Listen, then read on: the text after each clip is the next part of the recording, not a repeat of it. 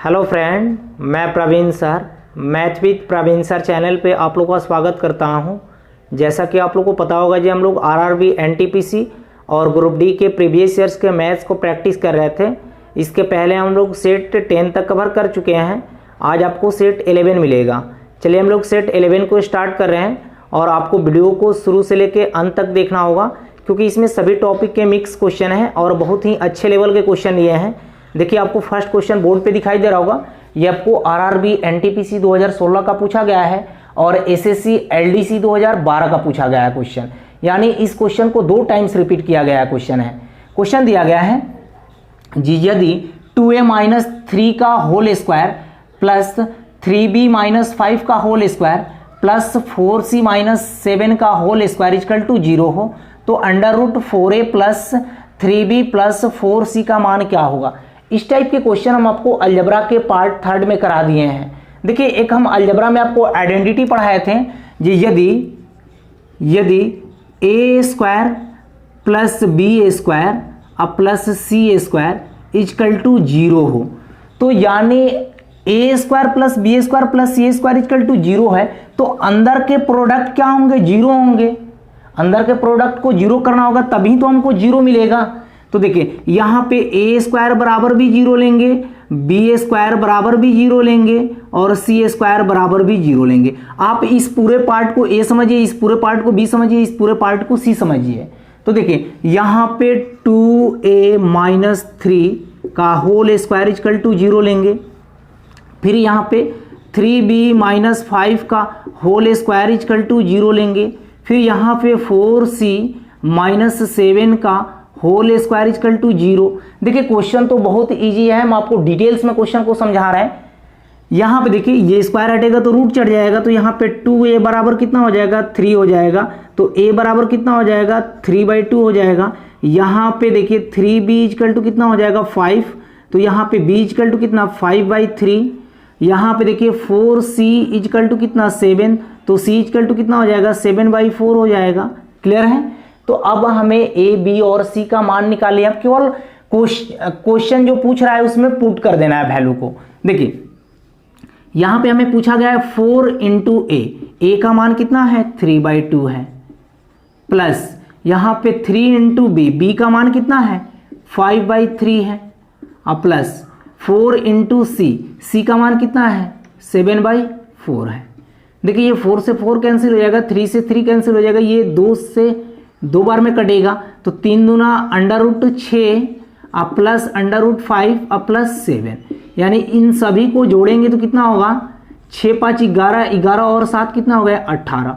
18 को हम ऐसे ब्रेक कर सकते हैं, 9 × 2 में 9 का वर्गमूल तो 3 हो जाता है और 2 का वर्गमूल नहीं निकलता है, तो ये रूट के अंदर ही रहेगा। क्लियर है। यानी 3√2 क्या होगा, इस क्वेश्चन का करेक्ट आंसर होगा। क्लियर है। बहुत ही इजी क्वेश्चन दिए गए थे। अगर जिन स्टूडेंट को कंप्लीट अलजबरा को पढ़ना है, चैनल के लोगों पे क्लिक करके आप लोग चैनल पे जाके प्लेलिस्ट बना हुआ है अलजबरा का, कंप्लीट कंसेप्ट और कंप्लीट क्वेश्चन को देख सकते हैं। ओके। देखिए, सेकंड क्वेश्चन आपको एलसीएम एचसीएफ का लिया गया है। ये क्वेश्चन आपको आरआरबी एनटीपीसी में 2 टाइम्स पूछा गया है। क्वेश्चन आपको बोर्ड पे दिख रहे होंगे।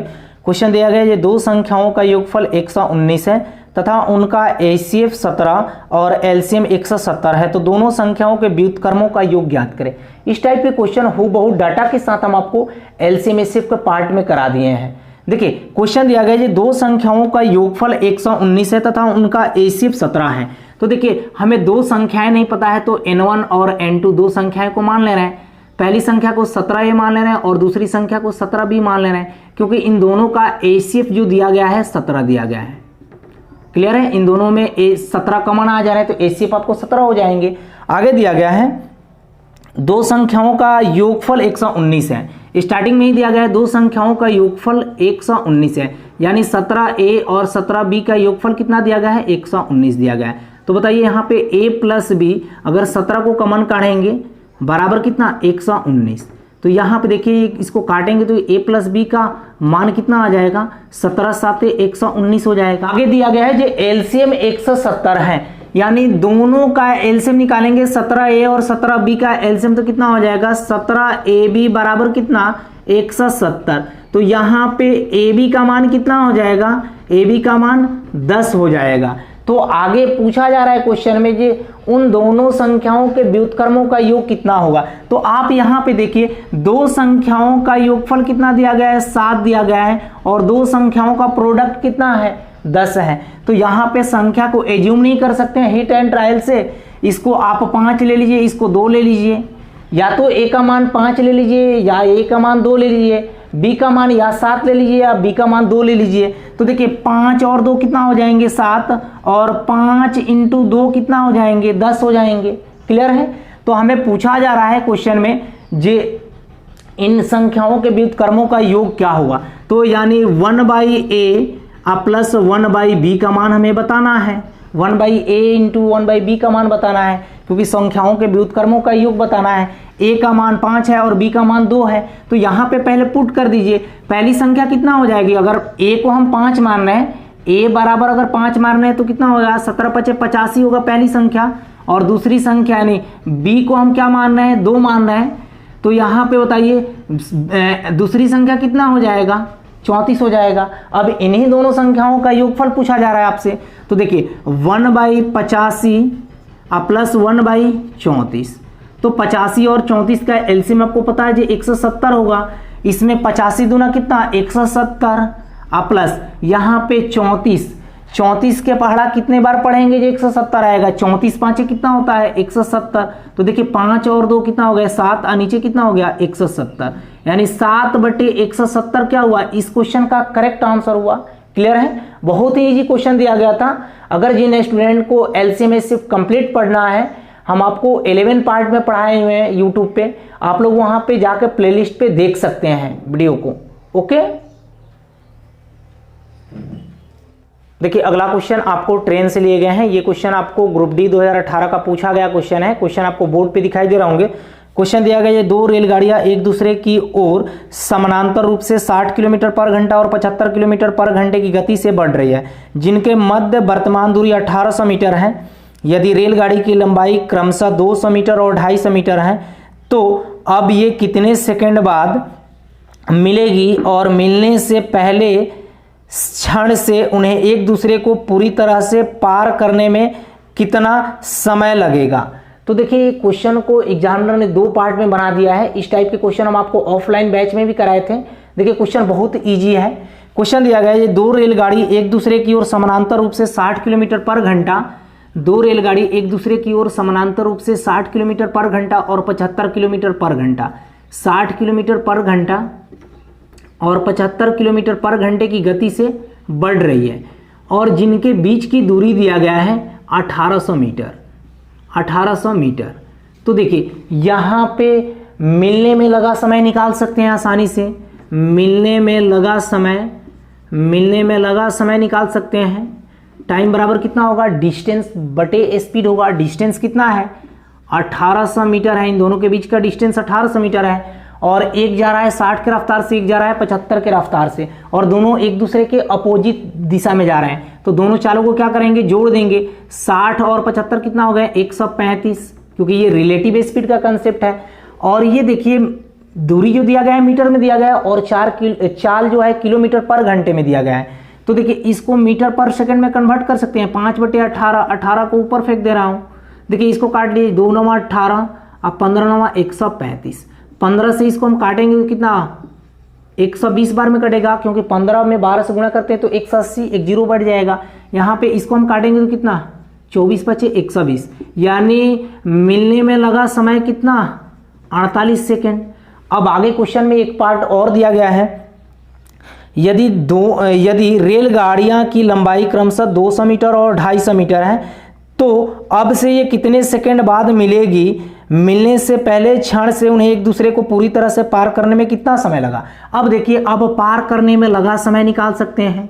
पार करने में लगा समय, देखिए एक रेलगाड़ी की लंबाई 200 मीटर दिया है, दूसरी रेलगाड़ी की लंबाई 250 मीटर दिया है। तो दोनों रेलगाड़ी की लंबाई को जोड़ेंगे तो कितना हो जाएगा 200 और 250 कितना हो जाएंगे 450 मीटर हो जाएगा।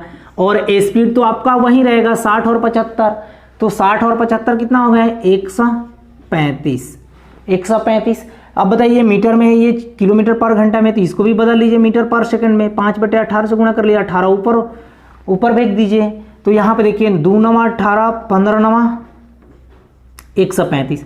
15 से इसको हम काटेंगे तो 15 तियाँ 45, यानी 30 बार में कटेगा। इसको अगर हम काटेंगे 5 से तो ये 6 बार में कटेगा, यानी पार करने में लगा समय कितना होगा 12 सेकेंड। यानी देखिए मिलने में लग रहा है समय कितना 48 सेकेंड और एक दूसरे को पार करने में 12 सेकेंड लग रहे हैं, यानी 48 सेकेंड और 12 सेकेंड आपका इस क्वेश्चन का करेक्ट आंसर होगा। क्लियर है? इस क्वेश्चन का ऑप्शन आरआरबी द्वारा गलत दिया गया था, आप लोग सही कर लीजिएगा, बहुत ही इजी क्वेश्चन दिया गया था। ओके, देखिए अगला क्वेश्चन आपको टाइम एंड वर्क से लिए गए हैं। ये एनटीपीसी 2016 समेत ग्रुप डी में भी पूछा गया है। क्वेश्चन आपको बोर्ड पे दिखाई दे रहे होंगे। क्वेश्चन दिया गया जी एक काम को 10 दिनों में कर सकता है। ए जो है एक काम को 10 दिनों में कर सकता है। आगे दिया गया है बी उसी काम को 20 दिनों में पूरा कर सकता है। बी उसी काम को 20 दिनों में पूरा कर सकता है यदि वे दोनों 5 दिनों के लिए साथ मिलकर काम करते हैं। तो देखिए यहाँ पे 10 और 20 का एलसीएम आपको 20 हुए, तो ए का एक दिन का इफिशियंसी निकाल सकते हैं, कितना होगा 2 होगा, और बी का एक दिन का इफिशियंसी कितना होगा 1 होगा। दोनों ने मिलकर 5 दिन तक काम किया है। दोनों मिलकर एक दिन में कितना यूनिट काम करेंगे? देखिए तो दोनों मिलकर एक दिन में कितना यूनिट काम करेंगे? 3 यूनिट काम करेंगे। और क्वेश्चन में दिया गया है यदि वे दोनों ने 5 दिन तक मिलकर काम किया होता, एक दिन में 3 यूनिट काम कर रहे हैं तो 5 दिन में कितना यूनिट काम किए होंगे? 15 यूनिट। तो बोला जा रहा है तो काम का कितना भाग समाप्त होगा? काम का कितना भाग समाप्त होगा? देखिए टोटल वर्क तो आपका 20 है, टोटल वर्क 20 है, इसमें से आपका 15 वर्क हो चुका है। यही चीज पूछा जा रहा है, ये काम कितना भाग हो चुका है समाप्त। तो यहाँ पे काटेंगे तो ये 3 × 5 = 15 और 4 × 5 = 20, यानी 3/4 भाग काम समाप्त हो गया है। यही चीज पूछा जा रहा है। अगर क्वेश्चन में पूछा गया होता जी कितना काम अभी बाकी है, तो देखिए 15 काम हो चुका है और यहाँ पे टोटल 20 काम था, इसमें से 15 काम हो चुका है, तो बचा कितना है 5 काम। तो यहाँ पे कितना भाग बचा होता? तो 1/4 भाग, और नहीं तो यहाँ पे 3/4 भाग काम हो चुका है। तो यहाँ पे कुल भाग कितना है 1, इसमें से 3/4 को घटाते तभी भी आपको मिल जाता है 1/4। क्लियर है? लेकिन हमसे क्वेश्चन में पूछा जा रहा है ये कितना भाग काम समाप्त हो गया है, तो 3/4 भाग क्या होगा? इस क्वेश्चन का करेक्ट आंसर होगा। ओके, बहुत ही इजी क्वेश्चन दिया गया था। देखिए अगला क्वेश्चन आपको प्रॉफिट एंड लॉस से लिए गए हैं। ये क्वेश्चन आपको आरआरबी एनटीपीसी 2016 का पूछा गया क्वेश्चन है। क्वेश्चन आपको बोर्ड पे दिखाई दे रहे होंगे। क्वेश्चन दिया गया जी नवीन एक गैस सिलेंडर और स्टोव को 45 रुपये में खरीदता है। वह गैस सिलेंडर को 25% लाभ पर और स्टोव को 20% हानि पर बेच देता है तथा उसे पूरी बिक्री पर 4% का प्रॉफिट होता है। तो गैस सिलेंडर के क्रय मूल्य ज्ञात करें। देखिए इस टाइप के क्वेश्चन हम आपको प्रॉफिट एंड लॉस में पढ़ा दिए हैं। जिन स्टूडेंट को प्रॉफिट एंड लॉस का कंप्लीट पार्ट को देखना है, चैनल के लोगों पे क्लिक करके आप लोग प्लेलिस्ट पे जाके कंप्लीट वीडियो को देख सकते हैं। देखिए ऐसे तो इस क्वेश्चन को हम आपको 3 मेथड से कराए हुए हैं। पहला मेथड आपको बेसिक, और दूसरा एलिगेशन मेथड, और तीसरा डेविएशन मेथड। तो यहाँ पे एलिगेशन मेथड से बता दे रहा हूँ, क्वेश्चन बहुत ही इजी तरीके से बन जाएंगे। क्वेश्चन दिया गया है नवीन एक गैस सिलेंडर और स्टोव को 45 रुपये में खरीदता है। देखिए गैस सिलेंडर को 25% प्रॉफिट पे बेचता है, गैस सिलेंडर को 25% प्रॉफिट पे बेचता है और स्टोव को 20% लॉस पे बेचता है, 20% लॉस पे बेचता है। पूरी बिक्री पर उसे 4% का प्रॉफिट होता है, पूरी बिक्री पर उसे 4% का प्रॉफिट होता है। तो यहाँ पे देखिए एलिगेशन लगा लीजिएगा आसानी से।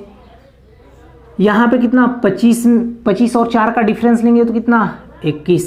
यहाँ पे 4 माइनस 20 का डिफरेंस लेंगे तो कितना होगा 24 हो जाएगा। क्लियर है? अब यहाँ पे देखिए गैस सिलेंडर और स्टोव के क्रय मूल्य का रेशियो निकल जाएगा। यहाँ पे काटेंगे तो ये 8 बार में कटेगा, ये 7 बार में कटेगा। क्लियर है? तो यहाँ पे गैस सिलेंडर का रेशियो में मूल्य 8 आ गया, यानी गैस सिलेंडर का क्रय मूल्य 8 आ गया। और स्टोव के क्रय मूल्य कितना आ गया, रेशियो में 7 आ गया। तो देखिए गैस सिलेंडर और यहाँ पे स्टोव को जोड़ देंगे तो कितना यूनिट हो रहा है, 15 यूनिट। 15 यूनिट आपका टोटल सीपी हो रहा है। और आपके क्वेश्चन में दिया गया है नवीन एक गैस सिलेंडर और स्टोव को 4500 रुपये में खरीद रहा है। तो यहाँ पे 15 यूनिट का मान कितना दिया गया है, 4500। तो एक यूनिट का मान कितना हो जाएगा, 300। तो पूछा क्या जा रहा है, गैस सिलेंडर का क्रय मूल्य ज्ञात करें। तो गैस सिलेंडर का क्रय मूल्य कितना है, 8 यूनिट है। तो 8 से गुणा कर लीजिए, 1 यूनिट का मान 3 है तो 8 यूनिट का मान कितना हो जाएगा, 2400। 2400 क्या होगा, गैस सिलेंडर के क्रय मूल्य होगा। क्लियर है। यहाँ पे क्वेश्चन को प्रूव भी कर सकते हैं। देखिए गैस सिलेंडर का क्रय मूल्य कितना हो जाएगा, 2400। और यहाँ पे स्टोव का क्रय मूल्य कितना हो जाएगा, 300 में 7 से गुणा करेंगे 2100। तो यहाँ पे 2400 और 2100 को जोड़ेंगे तो आपको टोटल 4500 मिल जाएंगे। टोटल क्रय मूल्य भी आपको 4500 मिल जा रहा है। ओके, आप यहाँ पे डेविएशन मेथड भी लगा सकते हैं, बेसिक से भी बना सकते हैं। ओके, टाइम वेस्ट नहीं कर रहे हैं आप लोग पढ़े हुए हैं प्रॉफिट एंड लॉस को, तो दोनों तीनों मेथड से बना सकते हैं। ओके,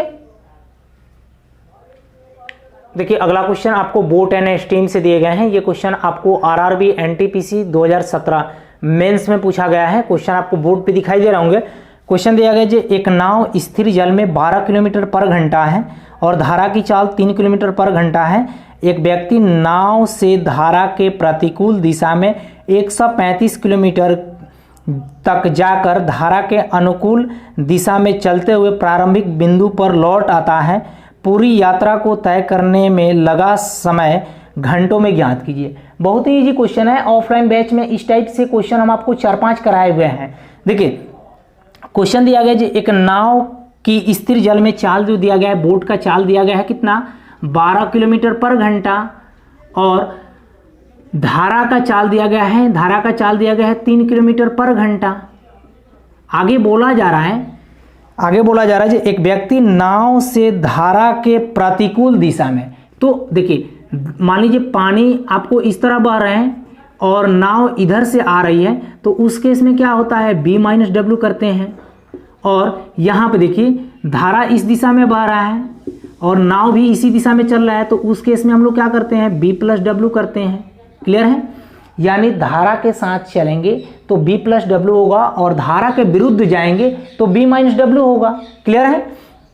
अब आगे क्वेश्चन में दिया है जे एक व्यक्ति नाव से धारा के प्रतिकूल दिशा में 135 किलोमीटर की दूरी जाकर वापस प्रारंभिक बिंदु पर आता है। तो एक बार जाएगा तो धारा के साथ जाएगा, वापस आएगा तो धारा के विरुद्ध आएगा। तो देखिए 135 किलोमीटर की ही दूरी है, अगर ये धारा के साथ चला होता तो b प्लस डब्ल्यू यानी 12 और 3 कितना हो जाएंगे, 15 प्लस, और एक बार दूरी तो आपका उतना ही है, ये एक बार धारा के विरुद्ध लौटेगा तो 12 माइनस 3 कितना हो जाएगा, 12 माइनस 3 कितना हो जाएगा, 9। तो यहाँ पे टाइम निकाल सकते हैं ना, 15 9 135, यहाँ पे 15 9 135, यहाँ पे 9 में 135 से भाग देंगे तो 15 हुआ, तो 15 और 9 कितना हो गया, 24 घंटा टाइम लगेंगे टोटल। 24 आवर्स क्या होंगे, इस क्वेश्चन का करेक्ट आंसर होंगे। क्लियर है। टोटल 135 किलोमीटर की धारा के साथ और धारा के विरुद्ध आने में उसे 24 घंटे का समय लगेगा। क्लियर है। बहुत ही इजी क्वेश्चन दिया गया था। क्वेश्चन को समझाने के लिए इतना डिटेल्स में समय लिए नहीं, तो क्वेश्चन का आप डायरेक्ट एक ही लाइन में सॉल्यूशन कर लेते। यहाँ पे डायरेक्ट 12 और 3 15 में 135 से भाग देते तो यहाँ पे 9 आता, और फिर यहाँ पे 135 में 12 में से 3 को घटाते तो कितना आता, 15। तो 15 9 24 डायरेक्ट भी बोल सकते थे। क्लियर है। बहुत ही इजी क्वेश्चन दिया गया था। अगला क्वेश्चन आपको पाइप एंड सिस्टम से दिए गए हैं। ये क्वेश्चन आपको ग्रुप डी 2018 का पूछा गया है। क्वेश्चन आपको बोर्ड पे दिखाई दे रहे होंगे। क्वेश्चन दिया गया है, अलग अलग समय पर 2 पाइप किसी टंकी को भरने में क्रमशः 5 घंटे और 8 घंटे का समय लेते हैं, जबकि एक अन्य तीसरा पाइप उसे 3.2 घंटे में खाली करता है। पूरी तरह से खाली टंकी में तीनों पाइपों एक साथ खोलने पर टंकी को पूरा भरने में कितना समय लगेगा। बहुत ही इजी क्वेश्चन दिया गया है। क्वेश्चन दिया गया है, अलग अलग समय पर 2 पाइप किसी टंकी को क्रमशः 5 घंटे एवं 8 घंटे में भर सकते हैं। पहला पाइप 5 घंटे में भर रहा है और दूसरा पाइप 8 घंटे में भर रहा है, और तीसरा पाइप जो है 3.2 घंटे में खाली कर रहा है और तीसरा पाइप जो है 3.2 घंटे में खाली कर सकता है। देखिए यहाँ पे 5, 8 और 3.2 का एलसीएम लीजिएगा तो सीधे दिखाई दे रहा है जी 160 होगा। 160 में तीनों से भाग लग जाएगा तो यहाँ पे कितना हो जाएगा, भाग देंगे तो 32 बचे कितना 160। यहाँ पे 20 वाट है 160। यहाँ पे देखिए भाग देंगे तो ये जीरो तो ऊपर चला जाएगा, यानी 32 में 50 से गुणा करेंगे तो कितना हो जाएगा 1600 हो जाएगा, क्योंकि इस पॉइंट के लिए अगर इसमें भाग देंगे 3.2 से तो एक पॉइंट के लिए ऊपर जीरो लेना पड़ेगा तो ये 50 बार में कटेगा। क्लियर है। तीसरा पाइप तो खाली करने वाला है। देखिए पहले और दूसरे भर रहे हैं, पहले और दूसरे, पहला 1 घंटे में कितना यूनिट भर रहा है 32 यूनिट भर रहा है, दूसरा 1 घंटे में 20 यूनिट भर रहा है और तीसरा पाइप जो है 1 घंटे में 50 यूनिट की रफ्तार से खाली कर रहा है। तो देखिए यहाँ पे देखा जाए तो तीनों पाइपों के द्वारा यानी 32 और 20 50 अब 52 में से 50 को घटाएंगे +2 आ रहा है, यानी +2 आने का मतलब क्या हुआ, टंकी मेरा क्या हो रहा है, फिल हो रहा है। टोटल टंकी का कैपेसिटी कितना है 160 यूनिट है। टोटल टंकी का कैपेसिटी 160 यूनिट है। 160 में अगर 2 से भाग देंगे, क्योंकि बोला जा रहा है तीनों पाइप को एक साथ खोला जाए तो टंकी कितने समय में फुल हो जाएगा, तो यहाँ पे कितना होगा 80 आवर्स लगेंगे, 80 आवर्स लगेंगे। लेकिन ऑप्शन यहाँ पे दिन के रूप में दिया गया है, तो बताइए 24 तियाँ कितना होता है 72, 24 घंटे को एक दिन बोला जाता है, तो यहाँ पे 24 तियाँ 72 यानी 3 दिन 24 तियाँ 72 और 8 यानी 3 दिन 8 आवर्स क्या होंगे, इस क्वेश्चन का करेक्ट आंसर होंगे। क्लियर है। 3 दिन 8 घंटे लगेंगे टंकी को फुल होने में। क्लियर है। बहुत ही इजी क्वेश्चन दिया गया था। देखिए अगला क्वेश्चन आपको 3D मेंसुरेशन से दिए गए हैं। ये क्वेश्चन आपको आरआरबी एनटीपीसी 2016 का पूछा गया है। क्वेश्चन आपको बोर्ड पे दिखाई दे रहा होगा। क्वेश्चन दिया गया है 6 सेंटीमीटर, 8 सेंटीमीटर और 10 सेंटीमीटर के किनारों वाले घनों के पिघलाने से बने घन की भुजा कितना होगा। देखिए इस टाइप का हम क्वेश्चन बताए थे ना, जो कभी भी कोई चीज़ का पिघलाया जाए तो उसके वॉल्यूम को इक्वल किया जाता है। दिया गया है जे 6 सेंटीमीटर, 8 सेंटीमीटर और 10 सेंटीमीटर किनारे वाले घनों को पिघलाने से बने घन का आयतन क्या होगा। तो आपको पता है जो बड़े घन का आयतन और छोटे घन का आयतन दोनों इक्वल हो जाएगा। कोई चीज को पिघलाइएगा तो क्या होगा, वॉल्यूम इक्वल होगा। क्लियर है। इसके पहले वाले पार्ट में कराए हुए हैं। देखिए यहाँ पे बड़े घन का आयतन आपको पता है जो घन का वॉल्यूम एक ही होता है। बड़े घन का आयतन बराबर क्या, छोटे घन का आयतन। छोटे घन का आयतन, देखिए बड़े घन का आयतन तो आपका एक ही हो जाएगा। यहाँ पे छोटे घन का किनारा दिया गया है कितना 6, तो 6 का क्यूब कितना हो जाएगा 216।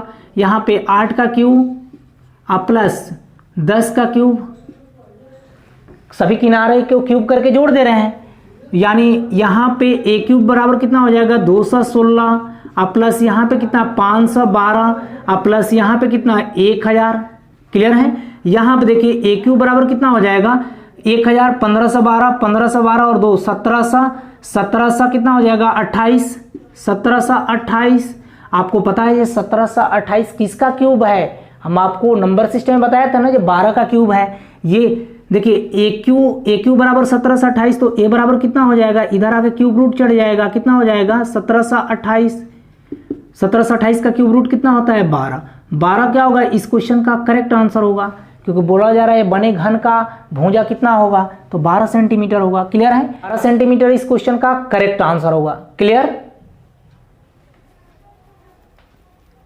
देखिए अगला क्वेश्चन आपको डिस्काउंट से लिए गए हैं। ये क्वेश्चन आपको आरआरबी एनटीपीसी 2016 समेत ग्रुप डी में भी पूछा गया है। क्वेश्चन आपको बोर्ड पे दिखाई दे रहा होंगे।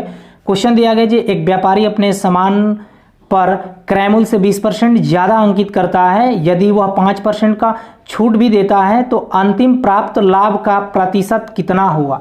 देखिए ऐसे क्वेश्चन हम आपको डिस्काउंट में पढ़ा दिए हैं। जिस स्टूडेंट को डिस्काउंट को कंप्लीट पढ़ना है, चैनल के डिस्क्रिप्शन में लिंक दिया गया है, आप लोग वहां से जाके प्लेलिस्ट बना हुआ है, कंप्लीट वीडियो को वॉच कर सकते हैं। देखिए हम आपको बताए थे ना डिस्काउंट में ये सबसे एक इंपॉर्टेंट फार्मूला, इस फार्मूले पे आपको 80% क्वेश्चन सॉल्व किए जाते हैं। यहाँ पे देखिए CP/MP बराबर 100 माइनस डी बटे क्या 100 प्लस पी। क्लियर है? ये फॉर्मूला कहाँ से आता है? जस्ट हम आपको डिस्काउंट में, हम आपको स्टार्टिंग में डिस्काउंट के पार्ट में ही प्रूफ करके दिखाए हैं जी ये फॉर्मूला कहाँ से आता है। देखिए क्वेश्चन दिया गया है जी, एक व्यापारी अपने सामान को क्रय से 20% ज़्यादा अंकित करता है। अगर सीपी 100 रुपया रहा होगा तो वो 20% अधिक अंकित करेगा, यानी 20% अधिक मार्कअप कर दिया, यानी 120 हो गया। आगे दिया गया है जे वह 5% का छूट भी दे, अगर ये 5% का छूट दे रहा है तो कितना 95।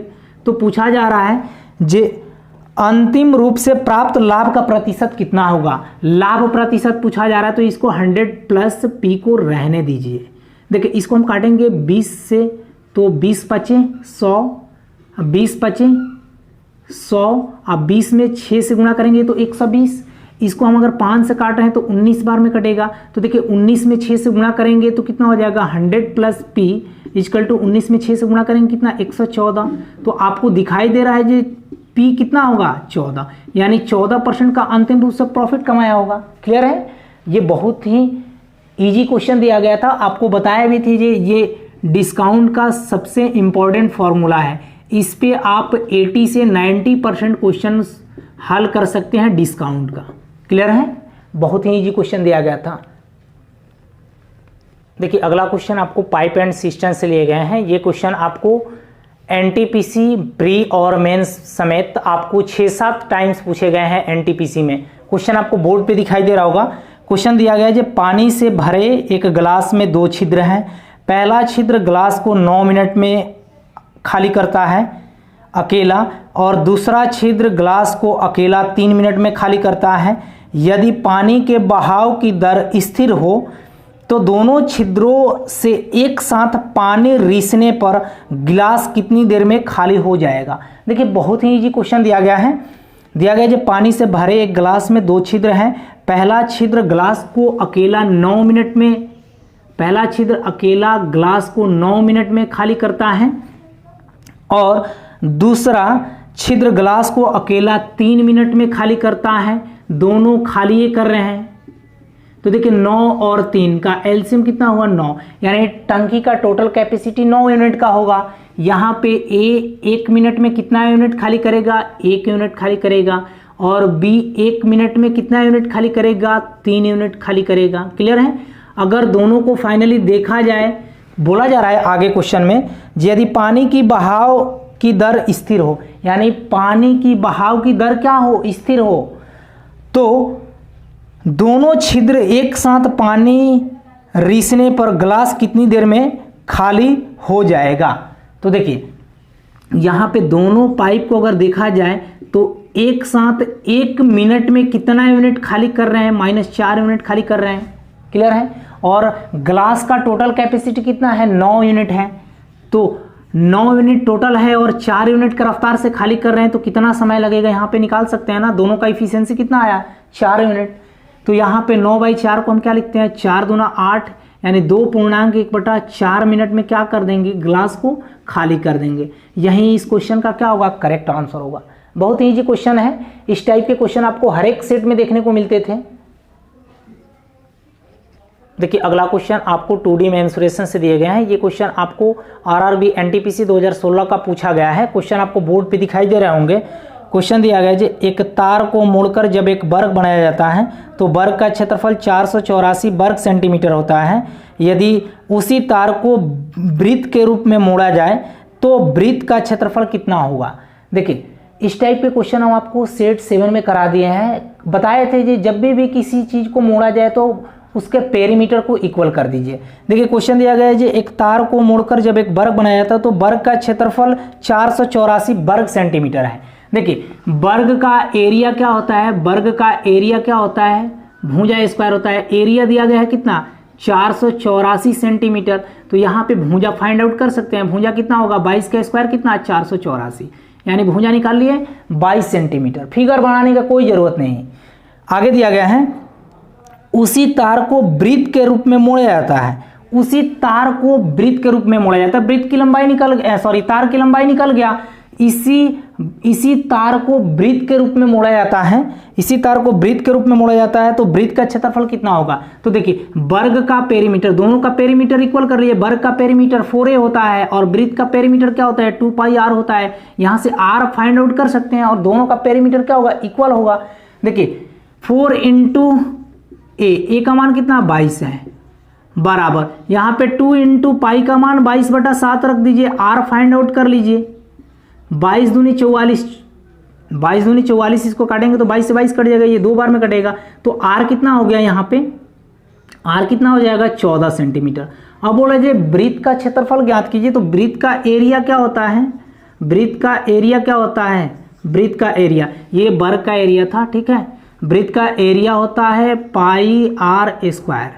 पाई का मान 22/7, r कितना है? 14 गुना 14, काटेंगे इसको कितना?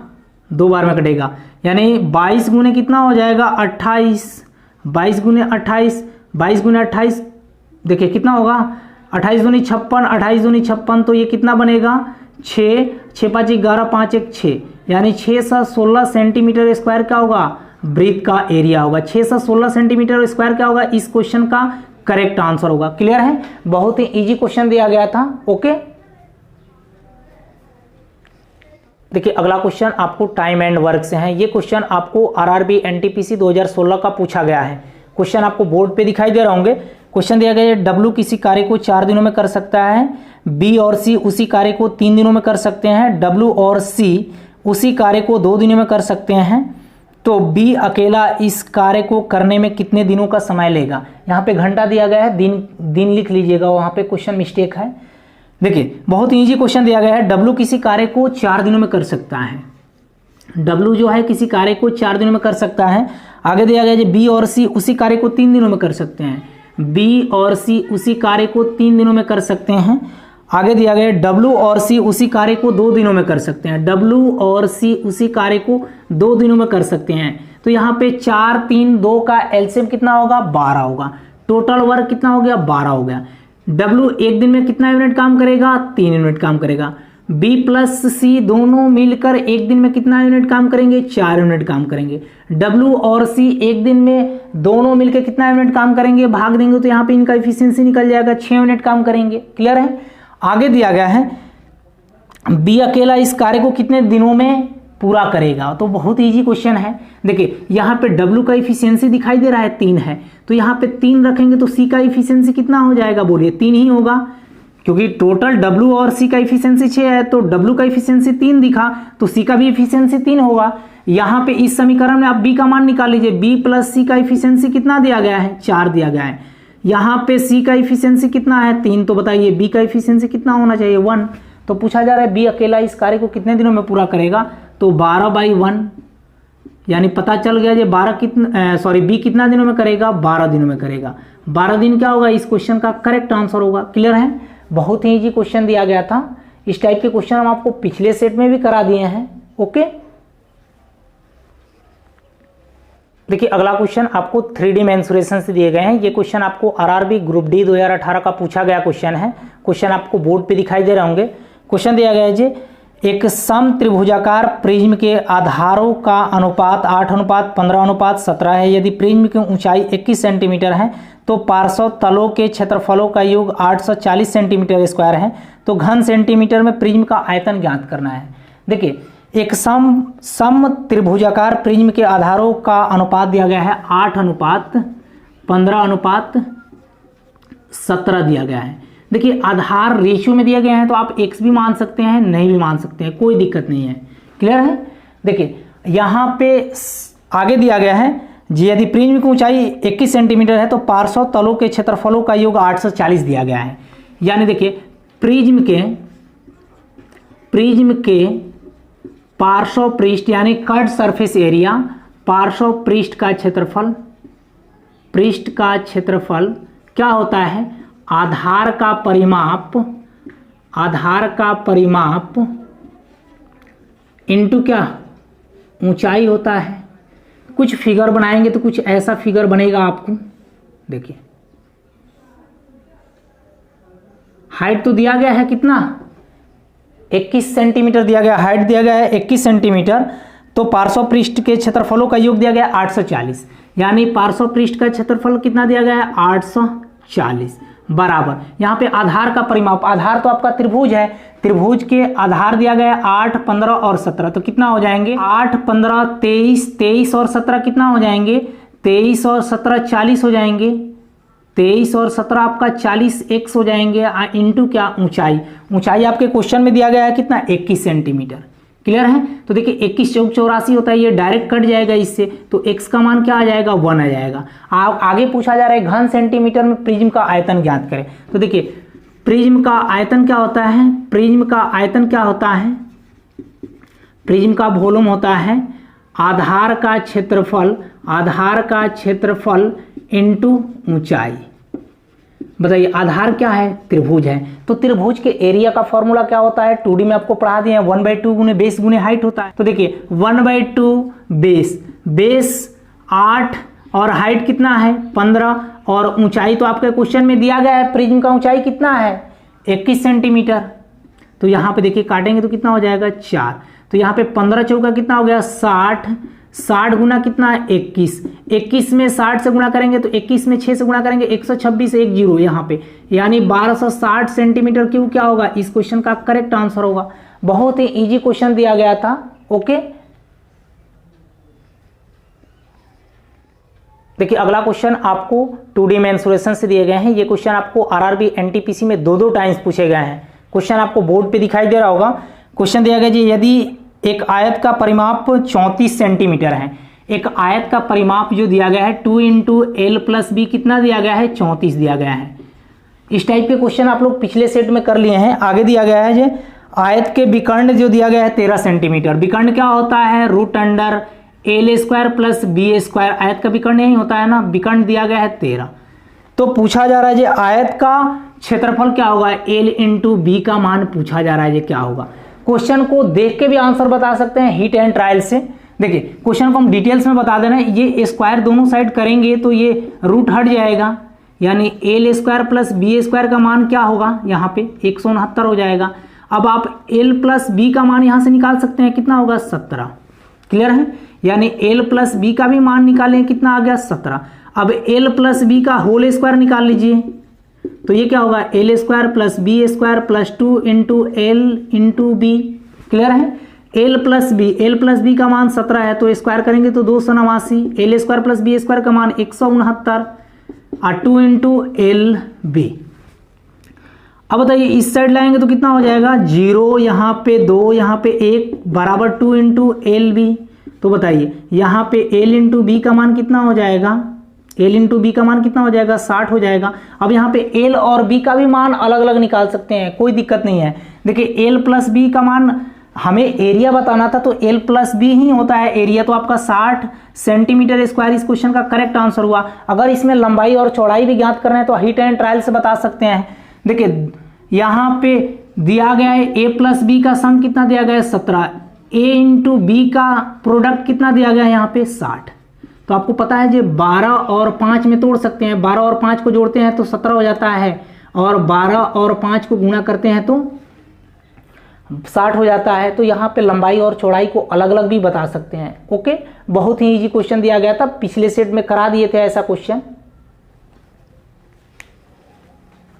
देखिए अगला क्वेश्चन आपको ट्रिग्नोमेट्री से लिए गए हैं। ये क्वेश्चन आपको आरआरबी एनटीपीसी 2016 का पूछा गया है।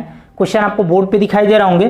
क्वेश्चन दिया गया जी यदि tan A बराबर 15/8, tan A बराबर दिया गया है 15/8, आगे दिया गया है जे tan B बराबर 7/24, tan B बराबर दिया गया है 7/24, ये आपको दिखाई दे रहा है जी ये ट्रिपलेट है। आगे दिया गया है जे tan A + B का मान क्या होगा, tan A + B का मान क्या होगा। बहुत ही इजी क्वेश्चन दिया गया है। tan A + B क्या होता है, tan A + B, इसका फॉर्मूला क्या होता है tan A + tan B बटे 1 - tan A × tan B। बहुत ही इजी क्वेश्चन दिया गया था, यहाँ पे केवल वैल्यू पुट कर देना है। tan A का मान कितना दिया गया है 15/8 प्लस tan B का मान 7/24 बटे 1 - tan A का मान कितना दिया गया है 15/8 इंटू टेन बी का मान कितना दिया गया 7/24। क्लियर है, यहां से निकाल सकते हैं। देखिए एलसीएम लेंगे तो कितना हो जाएगा 24 और 8 का, यहाँ पे 24 हो जाएगा, यहाँ पे कितना 8 का 24 तो 15 या 45 हो जाएगा, अब प्लस यहाँ पे 24 तो 7 ही रहेगा। क्लियर, यहाँ पे देखिए इसको कटने वाला है तो काट दीजिए, इसको 5 से काट दीजिए, 5 हैं और इसको 8 का 24, तो देखिए यहाँ पे कितना हो जाएगा 1 - 7 × 5 = 35 अब बटे कितना 64। तो यहाँ पे देखिए ऊपर कितना हो जाएगा 52 अब बटे 24 और नीचे कितना हो जाएगा एलसीएम तो आपका 64 हो जाएगा और इसमें से 64 में से 35 को माइनस करेंगे तो कितना होगा 64 में से 35 को माइनस करेंगे तो 14 में से 5 गया 9 और यहाँ पे कितना 5, 5 में से 3 गया 2, तो इसको हम ऐसे लिख सकते हैं 52/24 और ये नीचे वाला टर्म ऊपर पलट जाएगा 64/29। क्लियर है, इसको काटिए, यहाँ पे 8 का 24 8 8 64। क्लियर है, और भी कटने वाला है तो काट दीजिए, नहीं तो गुणा करके लिख दीजिए 8 दूना 16 के 6 8 दूना 16 के 6 8 × 40 = 41 416 बटे कितना 29 27 2 3 दूना 6 और 2 8 29 × 87 यानी 416/87 क्या होंगे, इस क्वेश्चन का करेक्ट आंसर होंगे। क्वेश्चन को पूरे डिटेल्स में बता दिए। क्लियर है, क्वेश्चन को और भी शॉर्ट कैलकुलेशन कर सकते थे। आज इतना ही रहने दे रहे हैं, बाकी के क्वेश्चन आपको नेक्स्ट पार्ट में मिलेंगे। ओके, अगर मेरे पढ़ाने से आपको हेल्प मिल रहा होगा तो मेरे वीडियो को लाइक और शेयर जरूर कीजिएगा। Okay, take care, bye bye.